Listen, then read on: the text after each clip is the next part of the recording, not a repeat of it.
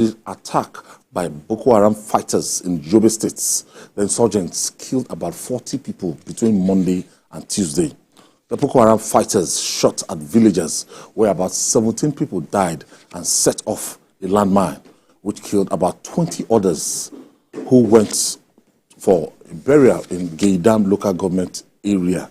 Jide, I thought we've seen the last of this, and with the coming in of President Bola Ahmed Tinubu and the selection of new service chiefs, I thought would have stemmed the tide of Boko Haram and eliminate the threats called Boko Haram once and for all.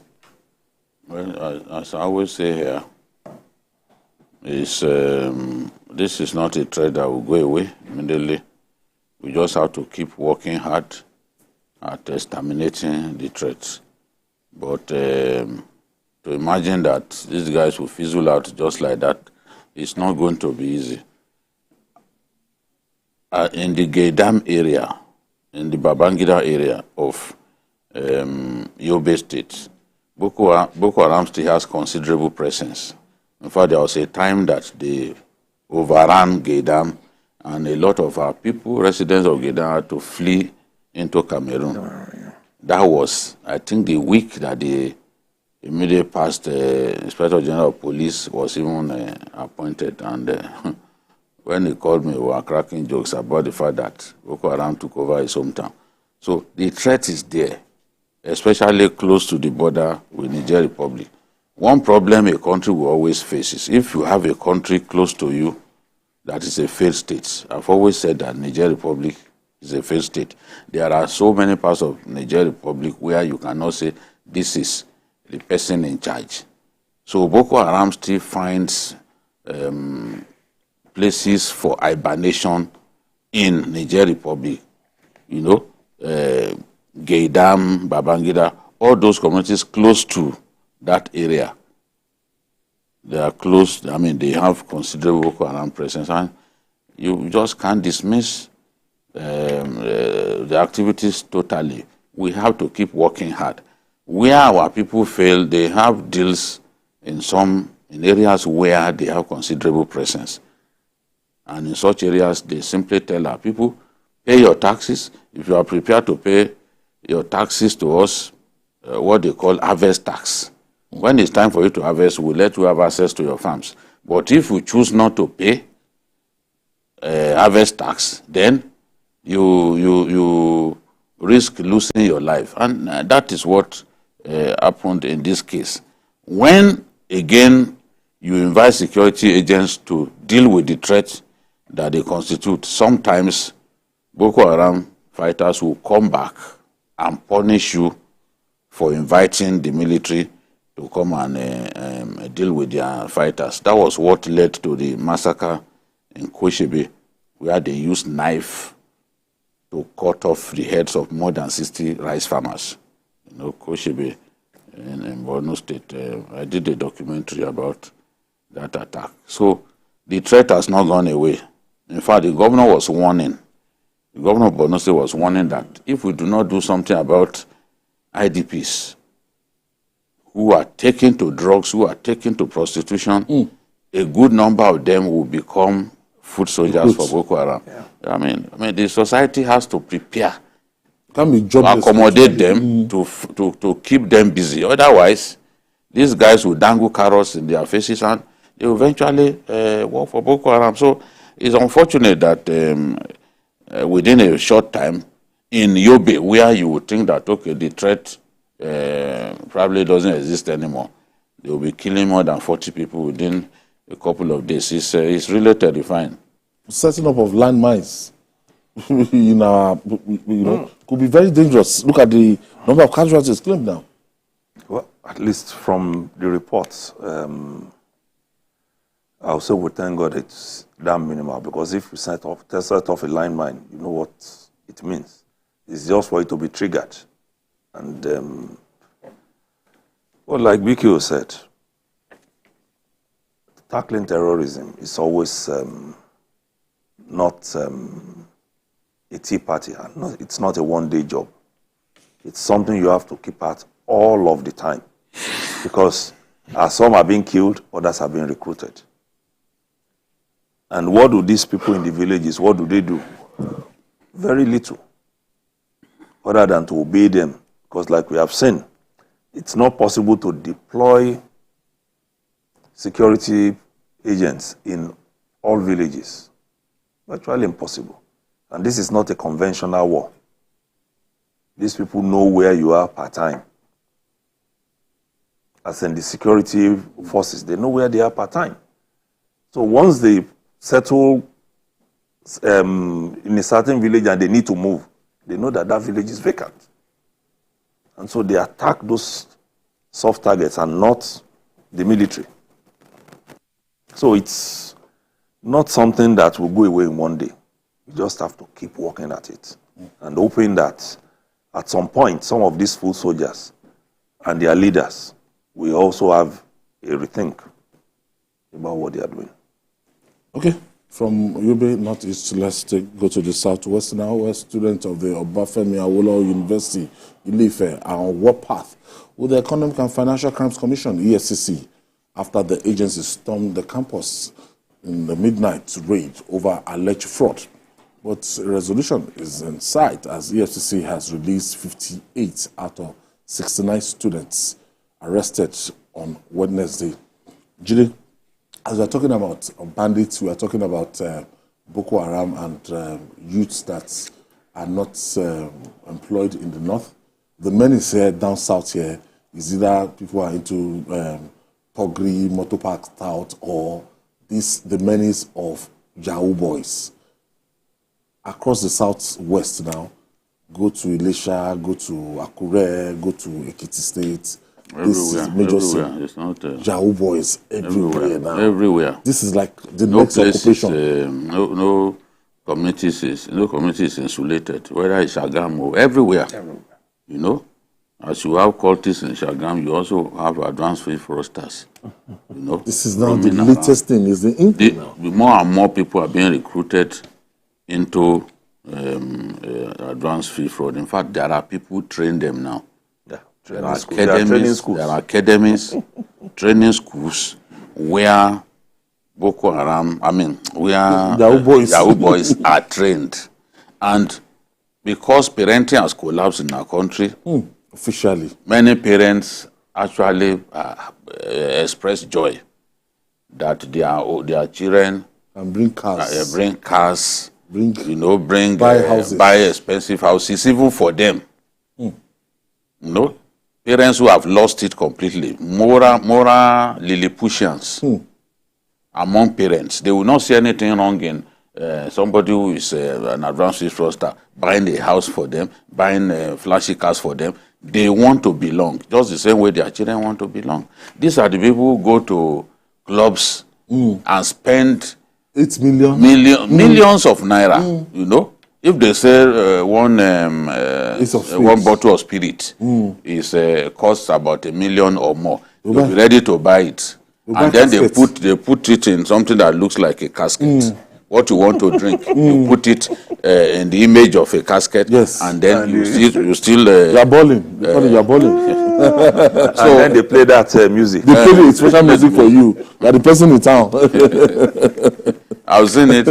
It's a very funny thing. In fact, on the day of my younger brother's wedding, our last born, they brought out that maybe you had left that day. They wore black robes. The next thing I saw them with a casket, I said, I can't say they wear it. They marched through the hall. You know? And I'm like, as part of wedding, this. So these young people, we just need to keep talking to them. Wow. I know a private university in this Southwest that is already known as the home of Yahoo boys. Not far away from where we are speaking. A private university. It's already, people know, when you mention the name, that's the epicenter of Yahooism in the Southwest. So, out of 69, they released 58. Now, the school authorities are saying the people that they didn't release indeed have case to answer. So they have to defend themselves, show that indeed they are not 419ers. We see skit makers adding Yahooism to skit making. You see them when they will say they bought this house. People want to be like them. You spend eternity in the sun because the source of their money is different. And they organize all kinds of parties. All kinds of parties. They bring women, I don't understand. The feeling that, look, you are not a complete being until you live a life of luxury. I don't know where our people got it from. Erroneous. I don't know where our people got it from. Sure. Some very rich people in our world, you will not even know that they have money. Spartan lifestyle, just only the things that they desperately need, that's what you find on them. But these ones, they want to buy expensive vehicles, Range Rover, this, that. That is what you are sent to school. Why are you combining it with Yahoo? Why are you combining it? And they keep recruiting people to join them. Some of them take people's lives in the process. No, it's not the first time. Look at what happened in Elisha now when they went for them. These guys, they recruited even Okada riders joined, went to EFCC office to say, what's the meaning of this? Release our boys. It's like a normal thing. No, people, you see, it will get to a point that being a Yahoo boy will not be a bad thing before our people anymore. I grew up to know. And in those days they used to sit in a hall full of computer monitors and all that. Remember there was one in near my uncle's house that time. Yes. And yes, I know. Today they have their phones. So with their especially iPhones and all that, the iPhone offers some protection that others don't offer. So they will go for the latest iPhone. Now with these phones, they don't need to go to any cafe. We grew up knowing those cafes. People go to. No, you're just sitting. You lock yourself inside your room. You are working. That's why you must know what your children, what they have to with their Yes, we have to. Every serious parent must try to find out what those children are doing before they bring trouble to your door. To your doorstep. Because I was asking that the University of Ife I know, growing up, is aluta over school fees, aluta over government policies and everything. And in the 80s, in the 90s, they are known for it. Now, University of Ife students, they are the one protesting Yahoo students. Well, what we've seen, like Biko said, is degeneration of values. That's what has happened to us. That's why at some point, I love the cases that were handled by some judges, where they prosecuted both the children and the parents. In fact, in one case, the mother and the daughter, they were jailed. Which for me sends very strong signal, because the mother was the one who was receiving the cash and others into her own account. And they asked her, what happened? What happened? How did you come about this? And it was like, well, the thing was just, so what was your own child doing to raise that kind of money that you have in your account? What was that child doing? No explanation could be offered. So she went down, both of them. And I think if parents will learn from that, it should tell us, like you have said, that we must monitor these children. If we don't, even among those who are released now, I'm sure they will find those who are not even students, who just go to campuses, behave as if they are students, but you can't find them in lecture hall. Non-academic students. So how do you define that? Our different during our days in the university, we had the non-academic students union. Then we have the LASU.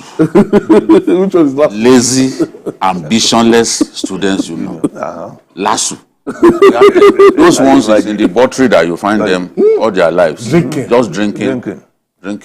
Not drinking their sorrows away. Actually multiplying their sorrows. They will spend 7 years for a course meant for 4 years. You know? It's horrible. They are not prepared to read. All they do is just look for money, bribe their teachers, and then they get through school. The same effect of Larry Arogun that day, Femi Falana, a lot of it's gone. Nigerians. What they do now is just it's sickening. Look at the person who killed a roommate and buried her right on the campus. Terrible things are happening. Terrible things are happening. Honestly. Terrible. And you know these Yahoo boys, they mix this thing with ritual killing. Ritual. That's what they call Yahoo plus Yahoo plus. Look at that guy in Port Harcourt. That's Yahoo plus plus. You know, Yahoo has different grades. Some kill their parents, kill their dad. The dad will just go missing. You don't know why. You can't explain. There was one of reason that they caught who wanted to use the mom and said, what's her usefulness? That's the person who carried her womb for 9 months. Very useless boy. He's the one who is useless. From this in the drink, the smoke. Because it's the desire for the money. It's just money. All about money. All about money. That appetite for money is just too much. Once you see young people driving recklessly, and the girls now you see them, and their lucky girls and all that. That's following them. Those ones they want to use the latest iPhone 15. That's their own problem. If you don't have it, then you are you are not a big person. 1.5 million. 15 Pro Max. That's what you don't have any job. You are selling your body just to be able to buy an expensive phone. What's the meaning of that? I mean, people should value as people should even those who created those phones, they know that there are functions there that are useful for people, but they don't even make use of half of it. What's even 1/100 of the functions? Because there are things those phones should be doing, but all they want to do is just to hold it and show people that. And those phones are machines, real machines on their own. Yes. Okay. It appears President Bola Ahmed Tinubu is beginning to stamp his authority on his administration days after issuing a warning to busybodies to stay away from the Federal Executive Council meetings. President Tinubu has declared that he will not hesitate to sack ministers and cabinet members who failed to perform. At the end of a 3-day cabinet retreat in Abuja, the president announced his intention to sign a performance bond with the ministers. Meanwhile, the presidency debunked reports that President Tinubu's administration allocated 5 billion naira for the purchase of a presidential yacht. The senior special assistant to the president on media and publicity, Temitope Ajayi, said the yacht was requested by the Navy, Nigerian Navy, and not the president. But first, let's share the story of the cabinet retreats with you. President Tinubu has empowered his special advisor on policy to supervise a result and delivery unit that will keep ministers on their toes and monitor their key performance index. President Tinubu also insists his administration will not make excuses for the failures of past administrations and emphasize that the priority of the government will be improving education, healthcare, and eradicating poverty. At the end of this retreat, they are going to sign a bond of understanding between you, the ministers, the permanent secretary, and myself. If you are performing, nothing to fear. If you miss the objective, we'll review. If no performance, you leave us. The Secretary to the Government of the Federation, who supervises the Federal Cabinet on behalf of President Tinubu, says members of the President's Cabinet must be accountable and work for the actualization of the Renewed Hope agenda. The bonds contain the ministerial deliverables alongside their key performance indicators, KPIs. Each of the KPIs contain the baseline data and targets for the next 4 years.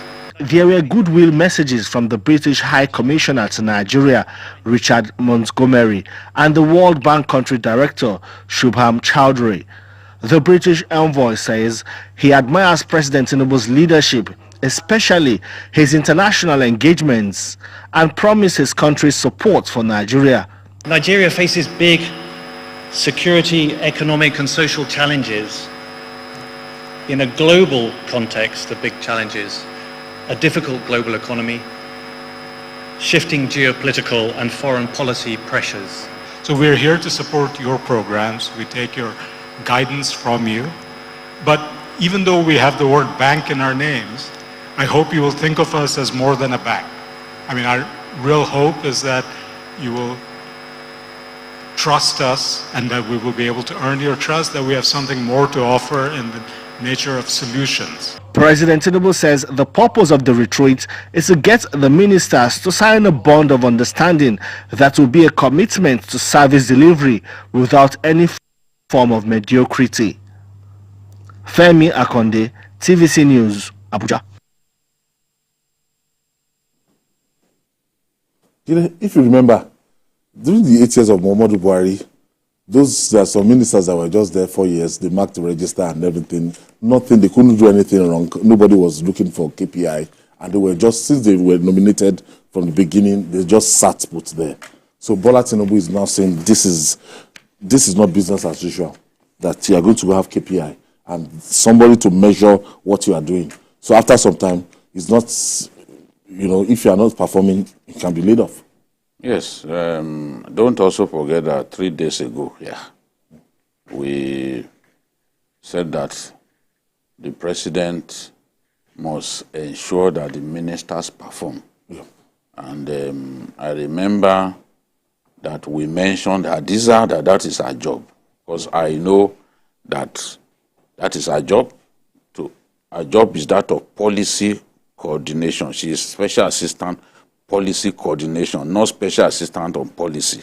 Policy coordination. So her duty is to ensure that everybody jumps in and help to achieve the mandate of the president, the goal of the president. You all work together. So there will be a parameter. That renewed hope. You will all come in, and her job is to ensure that every minister plays his part or her part in ensuring that the goal, the president's goal, the president's mandate is achieved. So, and she has been interfacing with the ministers. Each of the ministers, she has to know what problems they are facing. She has to ask questions. And she is somebody who can do that. She's tough as nails. The president knew what he was doing when he chose Hadiza to do that kind of job. And she's not an impressionable person that you can easily sway. No, she knows her onions. She will do her best to ensure that these ministers are put on their toes. But in my view, to make her job easy, there ought to be other people working with her. Like a committee? Yes, working with her to ensure, because this is a tough job. It's the largest cabinet in Nigerian history. So you have so much work to do.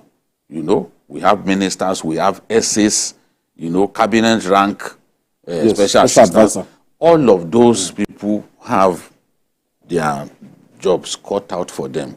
And it's tough to imagine that one person. 48. Yes, so she has to work with other people. Okay. And then, of course, part of the mandate of the Secretary to the Government of Federation is also to see that these things get done. To also facilitate implementation. So we want to see, we are not going, during Buhari's time, we kept saying that it appeared they didn't have KPI. We are not going to leave President Tinubu alone. I'm sure he too has seen the sign. Because when we said it's your duty, you must make sure that these guys work. So it's not, we are not going to leave the president alone because he must perform. If he fails, Nigeria fails. Straight. So it's our duty to remind the president that, look, our people want to see you work Results. and succeed. We want results. Okay, Jide, just hold your breath. When we come back, we'll talk more. It's still Journalist Hangout. We'll be right back after this commercial break.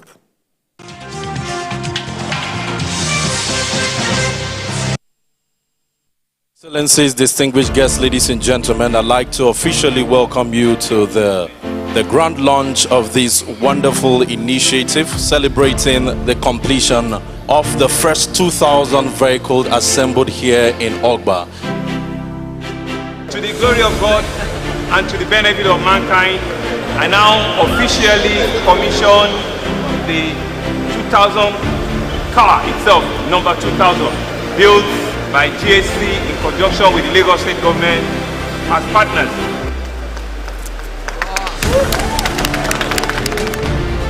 Our story began with the signing of the Memorandum of Understanding between CIG Motor Company Limited and Lagos State Government sometime in September 2020 at the peak of COVID-19 pandemic.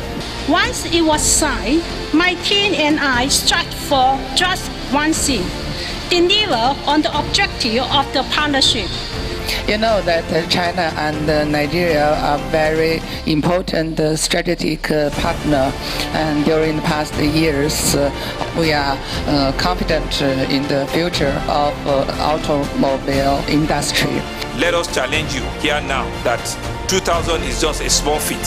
The 5,000 and the 10,000 you promised me, go out there and get it done. We don't need Tokumbo vehicles. We need tier-rubber brand new vehicles in our country. And you can see, even from this place, that it is happening. Diana, thank you very much for showing the way. Hopefully many others will follow suit. I want to thank all of the banks that have also supported them.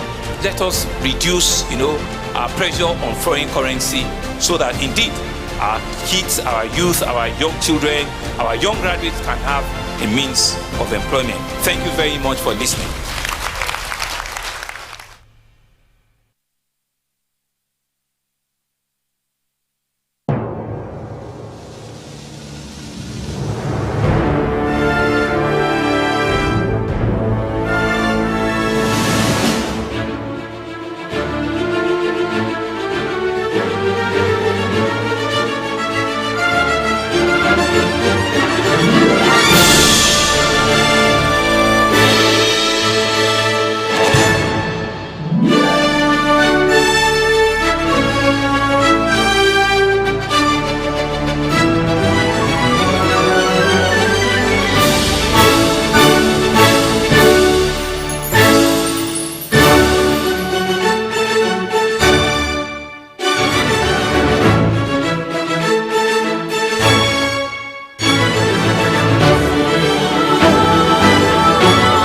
TerraQ, unwrap joy, unleash taste.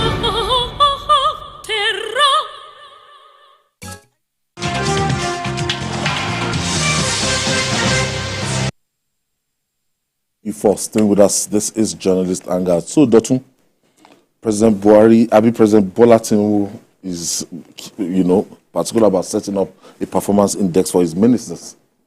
It's important. Already some of us are from the outside forming an opinion about that cabinet. Yeah. We can see some serious movement in some ministries. And then we can see flashes. And then for some others, we've not seen anything. We've not for seen a lot of them. For a lot. I'll say a lot. We don't know if there is. Because if you are working, it's not possible for you to hide it. We will see it. It will be reported. There is nothing you do that you look at, for instance, the man in internal affairs. People are saying the passport process is more than.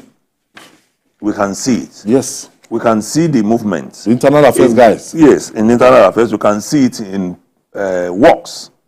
We can see it's not just about talking now. We can see what is happening. In Lagos, it didn't take more than 24 hours to fix the bad portions on the Third Mainland Bridge, meaning that before it will take days, and the whole of Lagos will be locked down.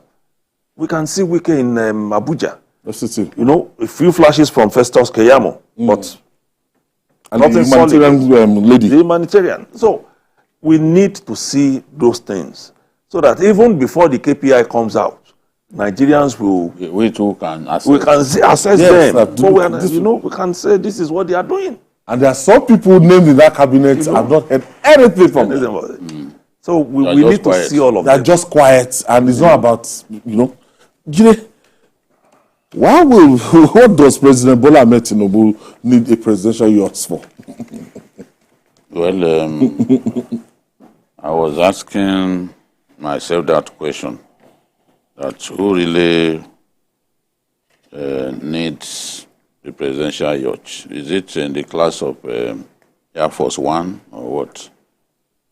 Because I saw that story as very provocative, very annoying, that at this time such a thing will come up. Yeah. We've got to change our budgeting system. And I know that, look, a very voluminous budget document, you can't see all the unwanted materials at once. You know how many times Yaradua will remove some items that he didn't want to send it back to them. They will send. He kept removing them. Yaradua was the one who let us know that there was something called budget padding. Nigerians didn't really know that there was such a thing, So this, at the time when Nigerians are finding it difficult to survive, things are tough in the country. Very tough. To read about the presidential yacht for the first family is annoying. But I'm happy that one of the president's media aides, Tokwe, has come out to say, no, the president never asked for something like this, and it's actually meant for the Navy. And for me, there cannot be any reason to buy a luxury boat, even for the Navy. I'm not interested in some of the explanations that people are making that is for VIPs, foreign president. We don't need such a thing at this time. This should be a time when the president should be thinking of how to reduce the cost of governance. Yeah. When you do that as a president, Nigerians will see clearly that you align with them. If you do things that show that you believe that things have not really changed, then Nigerians will see you as detached. And they will start thinking, does this president know what we are going through? So Mr. President must be very conscious of that. And this is also a season when there will be so many fifth columnists. Some people have suggested that this team must have been started by a fifth columnist. Mr. President must take his time, look at some of the things going into that budget. I must say that I'm happy that they've finally removed it. It has been dropped. It has been dropped by the appropriation committee. They've taken it away and added it to money meant for the student loan. Student loan. Yes. That is far more responsible a thing to do. We need the student loan. Now you freed some funds from the so-called yacht. So story peddlers. So they've taken it there. The president does not need. I don't even think he's someone who likes to be on the high seas. Does he even like to fly? People like Richard Branson and the rest of them, the $10 of this world, they are the ones that we know. They are the ones who like to use yachts. What is Tinubu's business with luxury? Since 1999, we've not had any president we see prominently fly, going through the waterway. It's not Abramovich, former owner of Chelsea. Those are the ones who like to flaunt yacht. What is Tinubu look at what age? Yacht. I think my appeal will go to civil servants who look at these budgets when at the smaller stages, that is ministry by ministry, department by department, agency by, they should be conscious of the fact that Nigerians are tired of this budget padding and putting in things that do not benefit the country. It's to them. Because we've been saying it that if the civil service fails, then the whole of the country has failed. If this had been pointed out from the outset, that say, this is inimical to us, it would have been stopped instead of this embarrassment to the government. And I think we need to beg them to do more and then stop the budget pardon going forward. So people will tell you that some Nigerians, they like this kind of news to sensationalize, to yes, go to the market with, they will accuse the president. They've been abusing by right. You see? Fortunately, we sort of get this true fact of it. That's why we are here for you, to just give you the perspective. And even Tokwa Ajayi was even saying that, the Navy guys that needed it, it was for multinational naval parade. We don't even need any parade. For the Nigerian Navy. We don't sit with Nigerians. So we know what a the news here now that it has been dropped. It's been dropped, right? And after which is the head of the yes, the appropriation committee. It has been dropped and it has been added to student loan. Student loan, which is good. We are happy about that. So good for the sensation about whether for Navy or for anybody. We don't need a presidential yachts. Vote. All right. Now Richard Branson.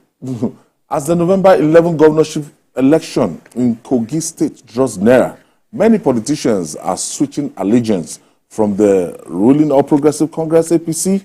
The biggest beneficiary, in some instances, the Labour Party, lost all its 21 local government chairmen to the APC. Also, the former deputy governor of the state, Yomi Awoniyi, dumped the People's Democratic Party, PDP, for the APC. A former federal lawmaker, Ismail Ina Hussein, popularly known as Soul Lover, has defected to the ruling party alongside former women leaders in the People's Democratic Party at Igala Mela Odulu local government area of the state. Did I get that right? How can you get it right? Igala. Is that from the Igala side of it? Yes, it's Kogi. You know, the Kogi is the battleground. It's a battleground because the biggest local governments are in Kogi. If you want to win the governorship election, you must do well in Kogi.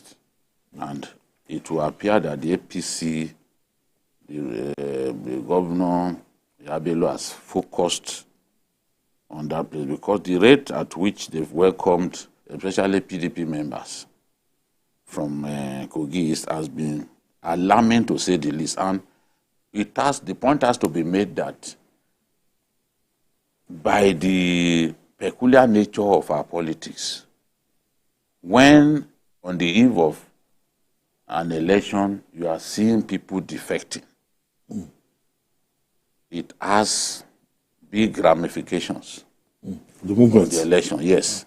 Because a lot of these people are mobilizers in their respective constituencies. And when they move, the way they are moving into the ruling party, it is bad news for the parties from where they are defecting. If you see,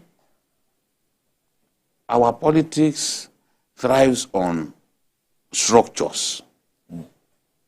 You can be popular, but if you do not have structures on ground, you will not have the organization, you will not have the personnel, you will not have the field game, what they call the field game. That is on election day, the strategy, the methods that you use to get people out and vote, you won't have it. So the plus for APC is that a lot of these people, they are big in their respective constituencies. Let's look at Kogi East. Senator Atai Doko, two-time senator, two-time House of Reps member. Ambassador Isaac Onu, former Nigerian ambassador to Botswana, House of Assembly member before he became ambassador. And he is said to be is described the leader of the Omala politics. That's where even during the Ibro regime, he was like the face of the Ibro regime. He was very powerful. He defected. Then Ibrahim Mohammed Idris, former House of Reps member and son of the former governor of Kogi State, Ibrahim Idris, he also defected. Ibro. Honorable Mubarak Abuche Musa, they call him Emperor. He's a youth mobilizer and philanthropist from Ida. He too, he's very big in the property sector in our country. In fact, when the other day Mubad died, he was the first to donate money to the family and promise scholarship for his son. He too defected. All the House of Assembly candidates for PDP in the last election from Kogi East, they were also all defected.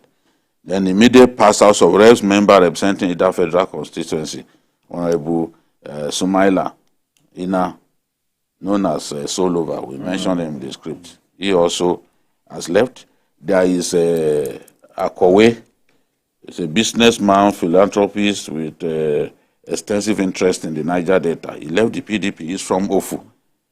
He has left. Kogi State youth leader of the PDP,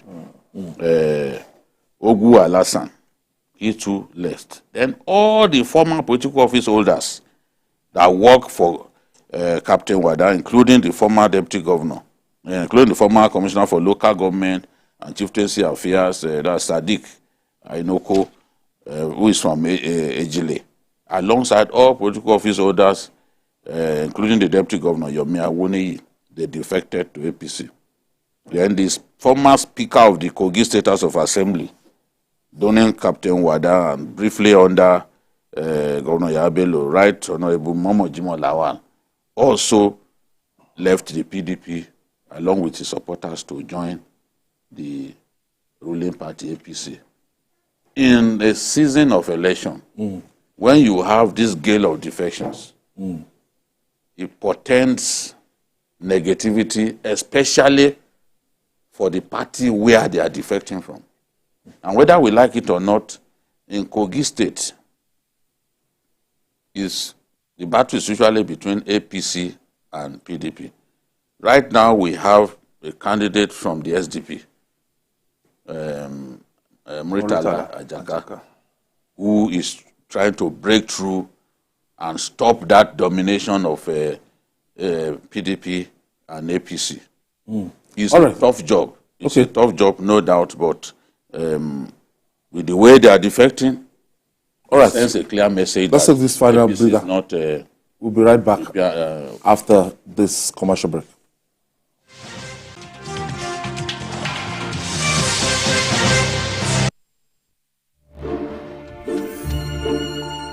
In a world hungry for goodness,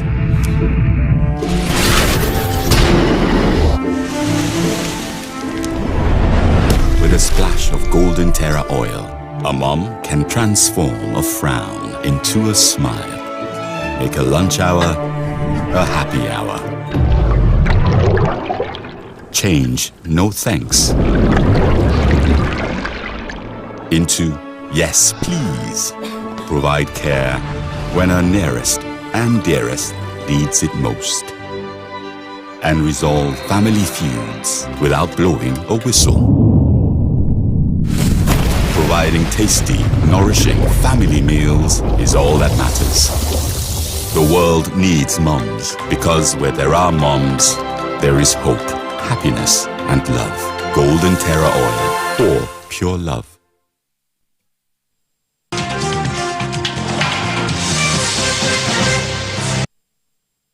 Thank you for staying with us. Still journalist Hangout, and we're looking at the off-season election in Kogi State. That's just 10 days time. And Dikbo, when you want to look at the mix, today Senator Natasha has just been sworn in by the Senate President representing Kogi Central. That's for the if it's going to be a boost for the People's Democratic Party in the Central Senatorial District. Well, I I've looked at the scenario, and unfortunately, the calculations don't seem to fit the picture the likes of the governorship candidates of the PDP, Dino Melaye, and others are painting. And the reason is this. Natasha is from the central. The PDP candidate is from the west. So what the central is getting from PDP is a lesser position. So the big question is, will the people of the central not prefer to have the governor from among them? Oh, their own son. Yeah, that's their own son. So it's clear that no matter how, you know, we say it in Yoruba land, you know, you will first take your own and support, because that is the power base. A deputy governor does not have the power of a governor. At all. So that has knocked that out. And then, not to talk of other factors, like the big wigs in the APC who are from the central, including the governor. So it's, yes, good for the PDP to have gained that position via the court. But don't also forget that the APC elected senator for Kogi East was also confirmed today by the court. Yes. As validly elected. Jibrin Isa Echo. Very popular guy. Yes. So he's also confirmed. So it's now Dekina, the biggest local government in Kogi State. So it's 2-1 now in terms of senatorial district distribution. So that fact that Natasha won is good, and it brings something to the PDP budget. To make it more competitive. You know, it has. And it will give them some confidence. You know, it's a confidence booster, but I would rather vote for the governor from my own end than the deputy governor. Or a promissory note of, we'll give you this, we'll give you that, if the PDP wins. What role would these fringe candidates, I'll call them not from the major political party, play? ADC, ABGD, you know, and do you see them playing a kind of dominant role? Is their party formidable enough to cut across? ABGD has always won election with a small party. Nobody has been able to defeat him in his constituency. Nobody. In his constituency? In his constituency, nobody. Nobody. Even in this last election, Ashwaju's votes were affected because some of the women were voting his party.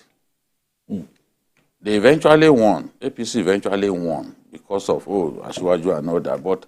And people will recall that Abejide worked for Ashwaju in that election, even bought vehicles.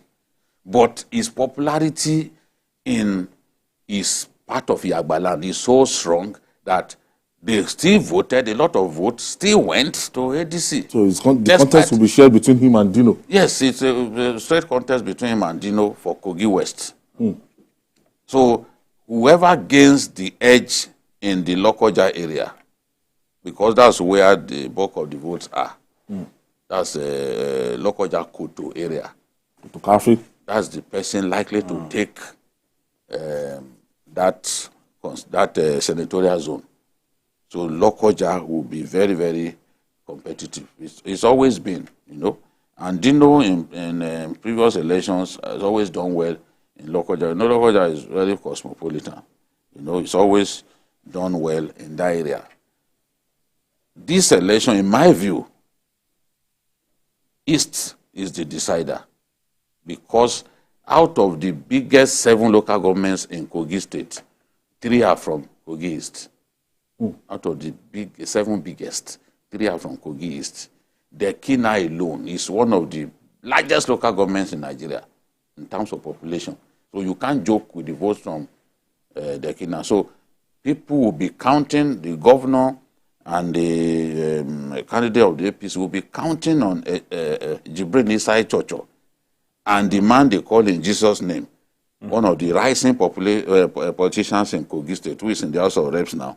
They are both from that constituency. They will be counting on them to deliver for the candidate of the APC. I know that it's early days. Sometimes within 48 hours, things can change in politics. But if anyone tells you that these defections are not strengthening the APC, that person doesn't know what he's saying. Because the defections are cutting across. Today, we've largely talked about Kogi East. But they are defecting in Kogi West as well. It's literally everywhere, and I'm just wondering what's going on. Even in the central. Okay, do you see a situation whereby everybody want to hold on to their own areas? That's okay. Look, somebody like the SDP man is the candidate for the Gala people, and all the Gala people want to rally around him. And Dino is from the Okun side. Everybody want to rally around him, and the Bira people want to rally around the APC guy. Do you see that kind of ethnic division? If we go by what we saw in the senatorial election, that won't work. The only place where you had this kind of very close contest was in the central. That was the only place. If that gap had been like it was in other districts, I'm sure Natasha would not have won. But it was close. In other places, you had 108,000 to about 70-something, 80-something. But in this case, it was 50-something thousand to 50-something thousand. Yes. Close. It wasn't a landslide. Not a landslide. Even after the deduction, you know, it was still close. Very close. So you don't have that kind of contest and think that because it is governorship, it's going to change. It won't. People are with their parties. And that's what we do largely. We vote by parties. We know those we want. And that is to add to the fact that a lot of people from that state will not want to lose touch with the center, where you have the APC government. I guess that's why these defections are happening. That's why it's happening. Because I don't know how to explain. Maybe they can sense that it looks like these people will win, and they are just moving. You know, ahead of time. So that's what I see. And then a ruling party would always, in terms of structures, always have an edge over others. Yeah. Structures well-oiled, structures that are there to be used when you need them. So it's an election that is tantalizing. I can't wait to see this election happen, but I know that certain things will happen. There was something that I talked about a few days back when Ebiras had two of their sons on the ballot. The other one was deputy. And that reminds me of what he said earlier. Abatemi Usman. Okay. Abatemi Usman, deputy to Cornelius Adebayo, against Adamuata. Of course, they rejected the deputy governorship candidate and voted en masse for Adamuata. All right. At the end, CEO Adebayo won the election. Okay. But the Ebiras voted overwhelmingly for their son, who was the governor. I want to thank you, Dr. Oladipo. I want to thank you, Babajide Kolade Otitoju. And that's our offering today. Join us tomorrow for another episode of the program. You can watch the repeat broadcast tonight at 11 p.m. And don't forget to join us this Sunday from 1:30 to 3:30 for Journalist Hangout on Sunday. We're on YouTube, youtube.com/TVC News Nigeria. I'm Hayo Dili Uzubakum. See you on Sunday.